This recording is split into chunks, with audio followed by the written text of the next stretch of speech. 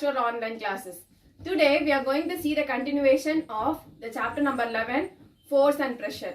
Last class we have seen about the meaning of push and pull and about the interaction which is needed for the force to act on a body, and also about exploring force, that is the when the forces are in the same direction as the direction of motion of an object, they will add together, and the same way when the forces are in the opposite direction, the forces will subtract with each other, that is they cancel each other, so that they nullify each other and the net force becomes zero.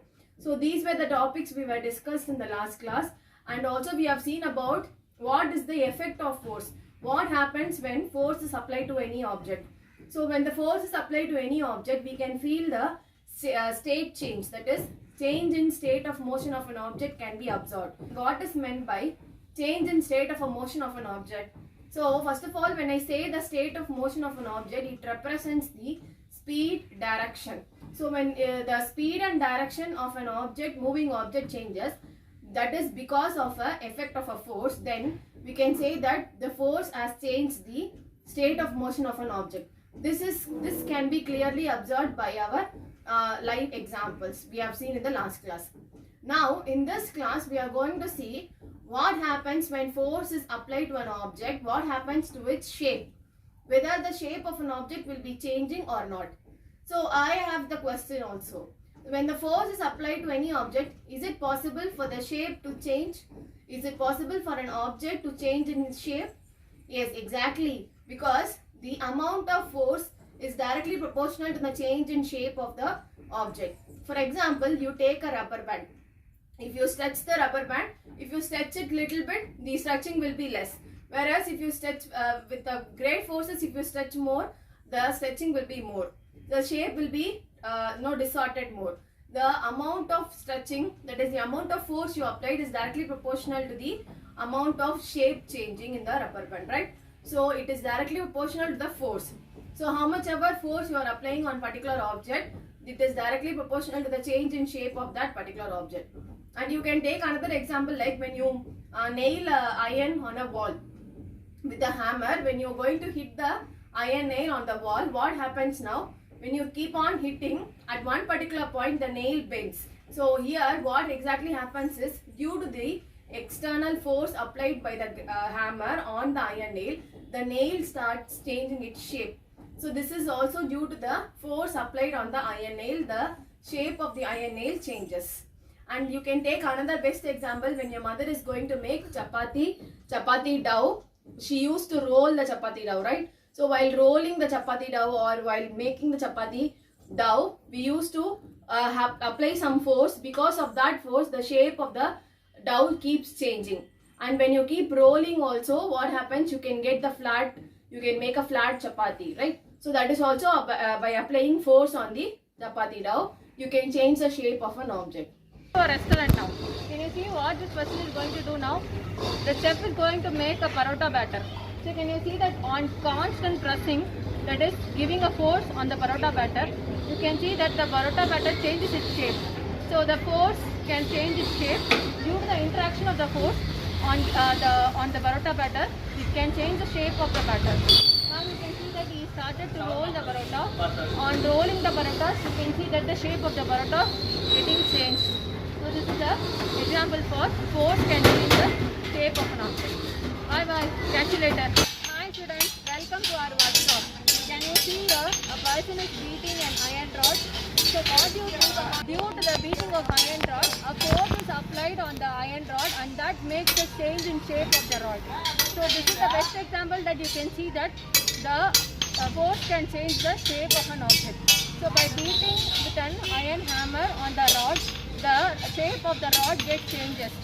On the whole, we can sum up that when the force is applied to any object, there are some changes that is taking place in the object. So it can change the motion of a body from rest. So it can start the motion of a body from rest, or it can change the speed of already moving object. Already if an object is moving with some particular speed, if the force is applied, the force can change the speed of the moving object. And the direction of moving object can also be changed when force is applied. And then the shape of the object can also be changed. And all these effects is brought about by the force applied on the body. So whenever a force is applied, all these four changes can be seen in the body, whether the body is at rest or at the motion. These four changes can be observed when the force is applied on the body which is at rest or in the moving state. So this is called as the force can change the state of motion of an object. That is, it can change the speed and direction of a moving object, and also the shape of an object can be changed by the application of force. And when the object is at rest, it can be a moving object. It starts from the rest position to a moving state when the force is applied. So all these are the effects of force. Now we are going to see what are the broad classifications of force. Force can be classified into two categories. Generally, force can be classified into two main groups. So what are they? They are contact forces and non-contact forces. So forces can be of two types. One is contact force, another one is non-contact force. Now we are going to see about the contact force. So what is contact force? By the name you can analyze that. So contact force means a force which needs a contact. So a force which can be applied only if an interaction is there. Only if a contact between two objects is there, we can say that force as a contact force. So again, in this contact force we have two subdivisions, that is two forces as example. One is muscular force, another one is frictional force. Why we call this muscular force and frictional force as contact force? Because unless an contact is not provided between the muscles and the object or the two bodies in case of frictional force, then there cannot be a force acting on the body. So for this force to act on any body, contact is very, very important and essential. So we can say that the frictional force and the muscular force or the contact force. So we will see some examples for muscular force. For example, if you want to pull a bucket of water from the well, so what is needed? You need to apply your muscular force on the rope and you need to pull the water under the well. So you are going to apply some force on the rope. Because of that force, the water is going to be pulled outside from the bucket, from the well. So this is a type of muscular force. Hi dear students, now we are in martial arts ground. Can you see this martial art? It's nothing but Silambam. So what is the relation with that Silambam and for our lesson force? Yes, whatever these people are doing, these children are doing, it's all basically the muscular force. See, the muscular force is basically involved in the Silambam act. Without the muscular force, without the interaction of the muscles, they cannot round the Silambam stick. So this is our own Indian martial art. This is the best example for muscular force. So the muscular force is a kind of contact force. Without the contact of the sticks, the children couldn't do this act. So from this you can understand that muscular force is the contact force. Another example you can consider for muscular forces, many animals are used to drive the bullock carts. So without the interaction of without the muscular force being applied on the carts, the cart cannot move by the bullocks, right? So when the bullocks are going to apply some force on the carts, only then the carts can be moved. So this is the best example for applying muscular force. And also when you are working out in the gym, so you need to carry so much of weight, and for that you need to apply some force on those weights. Without the contact from your muscles to the weightlifting objects, without that contact you cannot carry those weightlifting objects for your workout. So this is also a importance of muscular force. So muscular force is a combination of from all the muscles together. A force comes out and that has been projected on, and suppose you want to lift any object, and that also will come under muscular force. Without your muscular force you cannot lift any object or move any object. Suppose a book is lying on a table, you cannot move the book without your hand getting interacted with the book, right? So there also your muscular force acts. So all these are the examples for muscular force. So this shows that without a contact, muscular force cannot act on any object, and that is why the muscular force comes under the contact force category, that is frictional force. You might have studied in the friction lesson more about frictional force, right? So when friction occurs only when there is a contact between two irregular surfaces. So when there is a contact between two irregular surfaces, only then the frictional force will act. and we know that always the frictional force will be opposite to the direction of motion of any object. For example, if an vehicle is traveling on the road, the frictional force will be opposite to that of the motion of the vehicle, right? So the road exhibits some friction on the vehicle. Unless and until the vehicle overcomes that frictional force, the vehicle cannot start moving, right? Same way we are walking on the road. That also needs a friction. So can you tell me what is that force which is responsible for our walking, moving on the road, writing on a paper with pen or a pencil? The vehicles are moving, the vehicles stop when we apply brake. What is the force which is responsible for all these factors? Can you guess what is that force? That is actually a contact force, that is nothing but frictional force. So without the frictional force, we people cannot walk on the road. So with that force only we are able to walk on the road. Can you just think of a road having a oil spilled over there? So what will happen if any vehicles moves on the road, or when a person is walking on the oil spilled road, automatically the person will fall down, right? What is the reason now? The reason is nothing but the friction between the foot and the road becomes very less when the oil spills on the road. So when the friction becomes less, the person tends to fall down. So what does the friction, how does it occur? So it occurs due to the irregular surfaces. When they meet with each other, when they contact with each other, the friction occurs there. So you can see that vehicles are moving. So what is the friction here? Friction between the tires of the vehicle and the road. So that gives a good grip to the vehicle to move on the road. And also you can see that the wheels of the heavy vehicles are provided with some grooves. So this is to improve the friction, hold the when the vehicles are going to turn around, or when they are going to move faster, and all this time to have a good grip on the road, the wheels are provided with grooves. So this is the best example for a contact force. You can see that the road provides a good grip for us for walking, for the vehicles to move. At the same time, when the vehicles want to stop for some time, the brake is applied. So what is the reason how the vehicles stop? So when the brakes are applied, whether it is a cycle or a bike, so the brakes touch each other.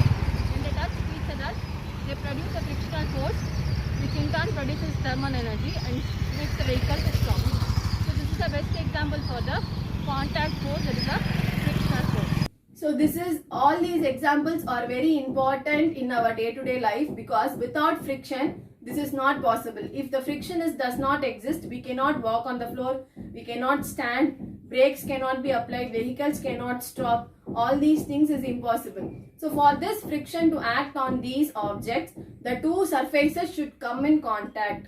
So unless and until these two surfaces are not in contact, friction cannot be existing there. Frictional force cannot exist there. So this is also a best example for a contact force. Unless and until two surfaces are in contact with each other, friction is not possible. So when the surfaces are irregular, based on the irregularity, the amount of friction varies. That is, the force varies. The frictional force is directly proportional to the amount of irregularities between the two surfaces. When the irregularities is more, the frictional force offered by the surface will be more. So if the frictional force has to be overcome for an object to start moving, so that is what we call it as a static friction. So you might have studied in your previous classes. So the friction has to overcome by an object by applying a force on the object so that the object will start moving. Now we are going to see what are the types of non-contact forces. So what is meant by non-contact force? By the name you can say that non-contact forces are forces that doesn't need any interaction. So without the actual interaction, without the actual interaction between the two objects, these forces can be applied. So that is called as a non-contact forces. So what are the examples of non-contact forces are electrostatic force, gravitational force and magnetic force. So we will see what is the explanation about electrostatic force, gravitational force and magnetic force. So we will take about electrostatic force now. So electrostatic force is nothing but a force which exists between two charged body, that is two oppositely charged body, or a charged body and an uncharged body. So a force which is existing between these two types of bodies is called as electrostatic force. You can say that if you take some comb or a balloon, a blown balloon, and if you rub against a woolen cloth or a silk cloth, and if you place it near the bits of paper, what will happen is the papers will cling to the balloon or the comb. You might have tried this in your younger age, right? So same thing, there is an example that is an explanation behind this process. So what is actually happening is, when you rub the comb or a blown balloon on a woolen cloth, the balloon or the comb acquires some charges.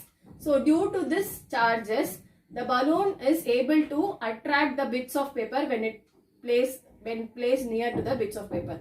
And this is the electrostatic force which is taking place between a charged object, balloon, and an uncharged object, that is bits of paper. So without any direct contact between these two objects, they get attached with each other.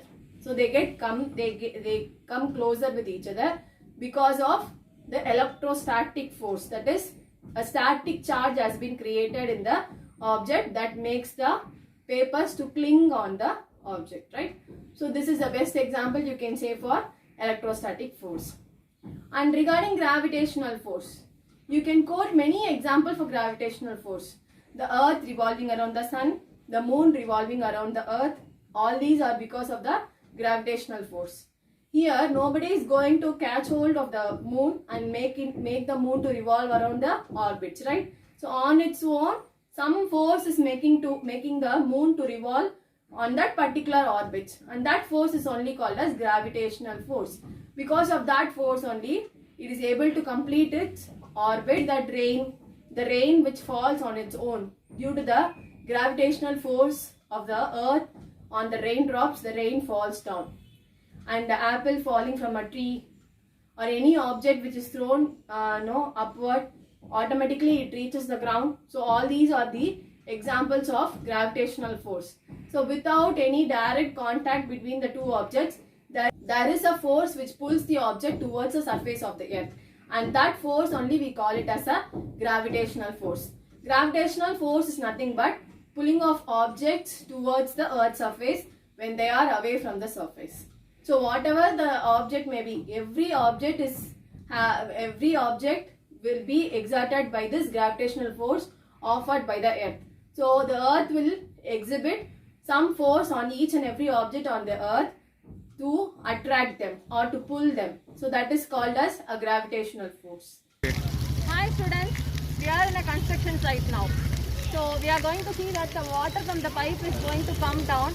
This is because of the gravitation. This is one of the non-contact forces. The water from the pipe comes down due to the gravitational force from the earth. So because of this non-contact force, that is gravitational force, the water flows down without staying there in the pipe itself. So this is the best example that I can say for gravitational force and non-contact force. So you can see that water from the pipe falls down without staying in the pipe or without stopping there. In the earth we have some gravitational force. Because of this gravitational force, we can see that the water is dropping down. And now we are moving on to the magnetic force. So have you ever played with magnets? If you just keep the magnet that is unlike poles together, what will happen? They automatically attract each other. If you keep the like poles, they repel each other. That is, north and north are supposed to be like poles, and north and south are supposed to be unlike poles. Always unlike poles will attract each other, like poles will repel each other. No. So the same thing, if you keep an iron nail little bit closer to the magnet, what will happen to the iron nail? The iron nail on its own will go and stuck with the magnet, right? How it is happening actually? So the magnet has some effect, it has a particular area. Inside that area, the magnetic field, it's called as a magnetic field, the magnetic effect can be felt. So around the magnet you have a prescribed area that is called as magnetic field. In that particular area you can feel the magnetic effect. So only in that particular place, if you keep any magnetic substances, for example, iron is actually a magnetic substance. When you keep iron nail in that particular magnetic field, the iron nail will cling to the magnet. So this is because of the force exerted by the magnet on the iron nail. So because of that magnetic force, the iron nail get attached to the magnet. So this is the best example you can say for a non-contact force, that is a magnetic force.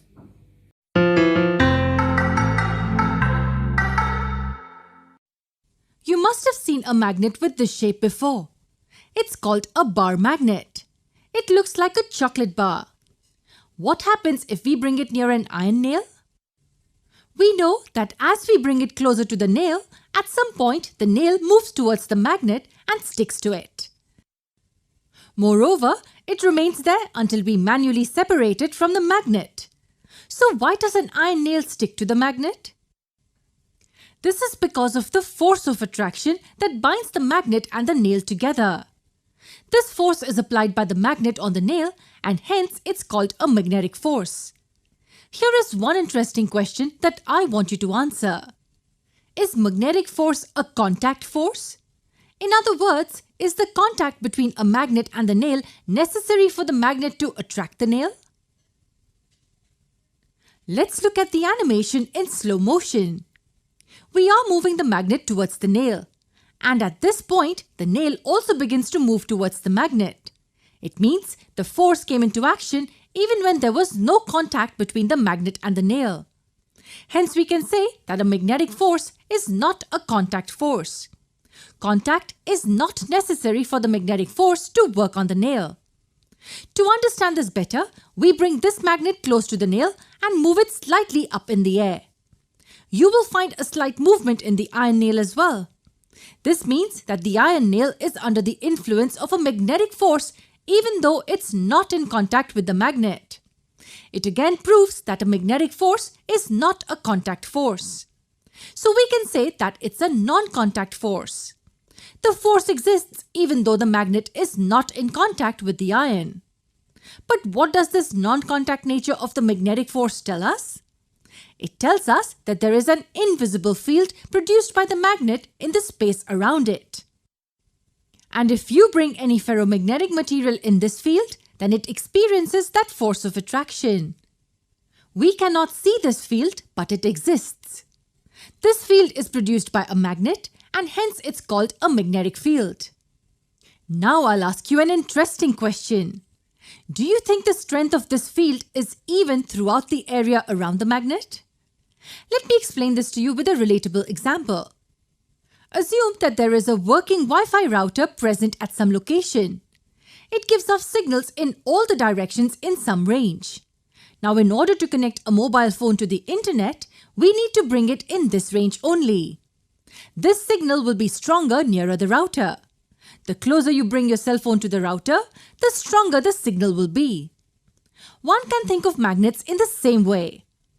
A magnet has a magnetic field around it. The strength of this field is greater closer to the magnet and decreases as we go further away from it. As you bring any ferromagnetic object in this field, it experiences a magnetic force. The closer we bring that object to the magnet, the greater the force it will experience until at some point where the force will be large enough to make the object leap towards the magnet. Definitions. Number 1. Force. A push or a pull acting on a body which tends to change its state of rest or of motion. Number 2. Contact force. The force in which the two interacting objects are in physical contact with each other. Number 3. Non-contact force. The forces which do not make a physical contact with the body and act through space. Number 4. Muscular force. The force entered by the muscles of our body. Number 5. Mechanical force. The force produced by a machine. Thank you, dear students. Meet you in my next video session. Thank you so much.